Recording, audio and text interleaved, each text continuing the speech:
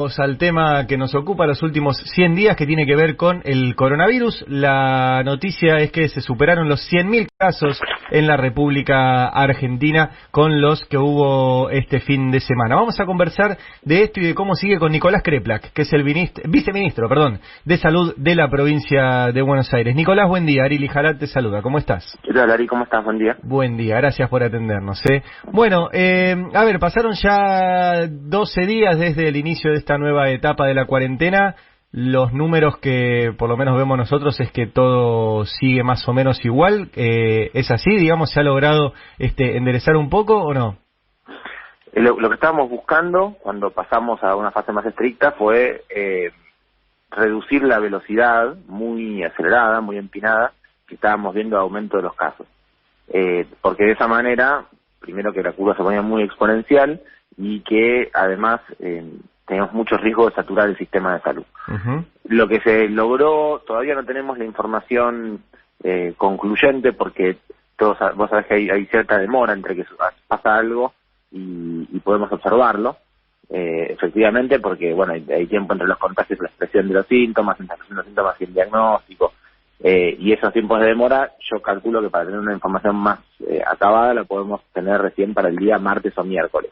Ajá. Lo que tenemos son algunos indicadores indirectos que hasta acá vienen teniendo muy buena capacidad de predecir lo que sucede, que nos marcan que si bien todavía no dejó de ascender, no dejaron de haber cada vez más casos, lo que se redujo notablemente es la velocidad con la que esto sucede. Que esta famosa idea de achatar la curva, que se venía logrando en nuestro territorio desde que empezó, que había tenido una fase muy negativa en los últimos días de junio, porque ahí se había puesto de vuelta empinado, uh-huh. Y creemos que ahora estaríamos achatando de vuelta la curva. Lo que no podemos asegurarnos si estos valores que vamos a observar entre hoy, mañana y pasado son los del pico, o si va a seguir subiendo lentamente. Diego, ¿cómo estás? Acá Nicolás Dos te saluda, buen día. Ayer el número que se vio fue bastante más bajo que los días anteriores. ¿Vos ya tenés algún dato sobre la cantidad de testeos o demás para saber si eso tiene que ver con el hecho de que se procesaron menos datos por ser domingo, o si hubo de alguna manera o se entró en una especie de serrucho en el cual, bueno, algunos días baja, otros sube, pero se encuentra más o menos dentro de ese número que entre el que vimos ayer y el que habíamos visto los días anteriores? No, hay una influencia muy significativa de que es domingo. Esto se dio en Argentina desde que empezó la pandemia, pero en todos los países del mundo también. Los domingos cae la producción por diversas razones. Lo que pasa es que uno no puede saber el total de testeos analizados por diversas cuestiones de la dinámica de cómo se producen estas cosas. Entonces vamos a ver más o menos entre hoy y mañana cuántos se terminaron de hacer ayer. Son muchos más que la semana pasada, se vienen agregando. Nosotros arrancamos, para que se den una idea de lo que significa, el diagnóstico de PCR es un diagnóstico de biología molecular muy complejo, que no hace cualquiera. Cuando empezamos la pandemia teníamos la capacidad de hacer 200 test por día. Sí. Ahora estamos en la provincia de Buenos Aires haciendo 5.200 test, que es todavía por ahí es insuficiente, querríamos llevarlo a 8.000, pero es un enorme... ¿De 200 a 5.000, Nicolás? A 5.200, sí. Esto, y además si uno ve el último mes, pasamos de 3.000 a 5.000. Nosotros, hasta que empezó esta parte acelerada del mes de junio, veníamos muy bien en términos de la velocidad de diagnóstico, entre 24 y 48 horas, con una tasa de positividad por debajo cerca del 10, 12%. Cuando empezaron a aumentar mucho los casos, esto se ve en todos los países del mundo también, la positividad aumenta fuertemente. Uh-huh. Pero sí lo que nos empezó a suceder fue que todo el sistema desarrollado para esto, pensemos que Argentina, país que había tenido un abandono muy fuerte del sistema de salud, una economía muy paralizada, comprar equipamiento a nivel mundial no fue casi una posibilidad porque los vendedores habían vendido todo a los países centrales, así que tuvimos que desarrollar técnicas que en todos los países del mundo se hacen automatizadas de manera manual, con cientos de personas trabajando. Digo esto porque después hay mucha gente que por ahí opina livianamente, como si supiera cómo se producen estas cosas, pero son cientos de personas trabajando 24 horas, que se están especialmente capacitadas, posgrados especiales para poder hacer esto. Bueno, y llegamos a este número y esperamos poder llevarlo a 8.000 para no tener déficit o que no tengamos retraso entre una toma y la muestra que hoy cualquier profesional de un territorio de conurbano y de la Ciudad de Buenos Aires te puede decir hay demora. ¿Cómo viene el tema del rastreo de contactos? Porque el gobernador Kicillof había dicho en su momento que se iba a ampliar la capacidad de la provincia para hacer, bueno, ese seguimiento. También, esto es una estrategia que arrancó muy tempranamente. El primer punto que hicimos, que fue los primeros días, fue establecer un número que es el 148, a partir del cual se toman las consultas. Al principio empezamos con el 148, rápidamente armamos un equipo de telemedicina con profesionales que hacen seguimiento de aquellas personas que llaman por sintomatología posible, y eso se deriva a cada uno de los territorios. Fuimos avanzando en esto y descentralizamos los centros de telemedicina en cada territorio. En cada municipio, desde hace mucho, que se viene haciendo identificación de contactos y rastreo de contactos estrechos, llamarlos, y lo que estuvimos haciendo las últimas semanas es integrar todo este trabajo que se venía haciendo en todos los distritos y sumarle universidades, muchas, estamos teniendo que sumar a todas las universidades de conurbano para poder hacer miles de llamadas diarias. Estamos intentando poder llegar a 30.000 llamadas por día de contactos estrechos, que esto sería avisarle a las personas que estuvieron en las últimas 48 horas con una persona positiva, que resultó positiva, para poder avisarle que tienen que quedarse en su casa. Y en esta fase, como también hay un poco de demora entre el diagnóstico y la presunción clínica, también empezar a trabajar con los contactos de los sospechosos. Avisarle a alguien que es contacto de un sospechoso, que tiene que esperar hasta saber el resultado del sospechoso, pero que se quede en su casa. Porque lo que tenemos que lograr hacer a partir de ahora es, además de tratar de reducir al mínimo posible la movilidad, esto incluso vemos si después del 17 cambiara un poco las cosas que están efectuadas del aislamiento, también hay que seguir siempre pensando que hay que tratar de evitar la circulación necesaria, de evitar los encuentros sociales que sean evitables, sí. Y esto de que cada uno que es contacto estrecho de alguien o que estuvo cerca o de un sospechoso se quede en su casa hasta saber qué resultado tiene. Nicolás, no hay que sopar a todo el mundo, hay que quedarse aislado, eso sí. Es más importante. Te quiero preguntar, recuerdo, estamos hablando de Nicolás Kreplak, viceministro de Salud de la Provincia de Buenos Aires. No es tu área, pero sí, ¿por qué te hago este prólogo? Porque hay un tema que esta es mi mirada sobre lo que está sucediendo, es que hay poca comunicación sobre cómo manejarse frente al coronavirus. O sea, te doy un ejemplo. Yo, el único trayecto que hago es de mi casa a la radio, de la radio a mi casa. En el medio está el cementerio de Chacarita. Y veo personas que van a velorios, cosa que además está prohibido porque no se puede concurrir, pero además en los velorios los veo hablando, todos en ronda, cerquita, por más que tenga barbijo, y hasta donde yo entiendo eso también posibilita el contagio, y ni hablar si, como vos decís, fueron casos sospechosos, o sea, si eran personas cercanas a alguien que haya fallecido o tenga coronavirus. Mi pregunta es, ¿no hay poca comunicación de cómo manejarse con el coronavirus, que no se comparta el mate, que no hablen de cerca, que no haya reuniones, más allá de las entrevistas que ustedes dan?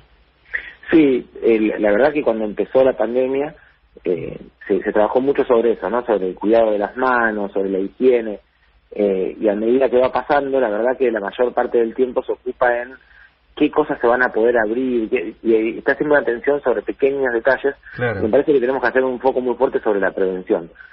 Por ejemplo, hemos visto que en casi todos los lugares donde estaban con pocos casos y se produjeron brotes, se deben a reuniones sociales grandes, asados, cumpleaños, baby shower, casamientos, y eso está bastante demostrado, que los encuentros sociales, donde uno está más tiempo en relación con otro, que además suelen tener algún grado de intimidad mayor que simplemente un medio de transporte, son los espacios donde más se producen grandes contagios. Entonces, yo estoy convencido también de lo que planteas.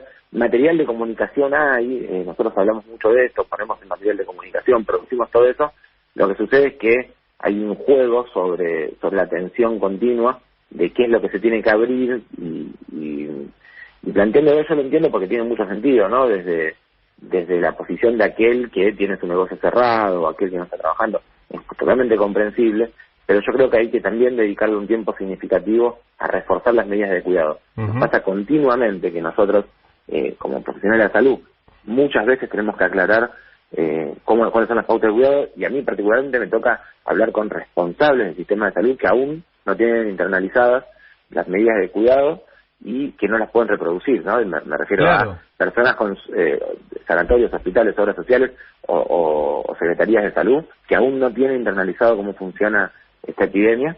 Y bueno, por supuesto es un trabajo de docencia que todos intentamos hacer, que además aprendemos durante en el transcurso. Por supuesto lo que sabemos de este tema ahora comparado a lo que sabemos en marzo es otra cosa, ¿no? Yo te digo cuál Pero... es una pequeña aporte, no sé si les servirá, pero ya que te tenemos en línea, utilizar como se hace en las cajas de cigarrillos, que feo, la verdad que es morboso, es duro, pero entiendo que ha servido para que mucha gente baje el nivel de consumo de cigarrillo, que es que cuando le agarrás una caja de cigarrillos, la imagen es terrible, y la frase es: el cigarrillo mata.